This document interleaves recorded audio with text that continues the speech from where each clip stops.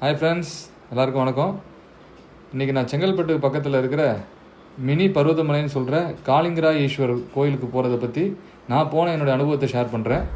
Hi friends, இப்போ நான் செங்கல்பட்டில் இருக்கிற ஒரு சிவன் கோயில் மலைக்கு வந்திருக்கேன். ஐ திங்க் இங்கே இருக்கிறதுலே தான் பெரிய மலைன்னு நினைக்கிறேன். வெளியிலேருந்து பார்க்குறப்ப கொஞ்சம் ஈஸியாக இருந்தது, ஆனால் ஏற தான் ரொம்ப தூரமாக இருந்தது. ஸோ இதை என்ன சொல்லுவாங்கன்னா, அன்றைக்கி ஒரு யூடியூப்பில் பார்த்தேன், மினி பருவதமலைன்னாங்க. உண்மைதான், கொஞ்சம் சேலஞ்சிங்காக தான் இருக்குது. பட் எனிவே நல்ல எக்ஸ்பீரியன்ஸ். ஸோ நான் இங்கே பின்னாடி உங்களுக்கு காட்டுறேன் பாருங்கள் எப்படி இருக்குன்னு சொல்லிட்டு. தெரியுதுங்களா நான் நிற்கிற இடம் எங்கே இருக்குன்ட்டு? இதுதான் அந்த சிவன் கோயில். ஆக்சுவலாக இது அந்த சைடு பார்த்தீங்கன்னா ஹைவே, இந்த சைடு பார்த்தீங்கன்னா செங்கல்பட்டுக்குள்ளே. பாருங்கள், நான் இந்த மலையிலேருந்து இப்போ இறங்குறேன். இப்போ போகிற பாதை இப்படி தாங்க இருக்குது.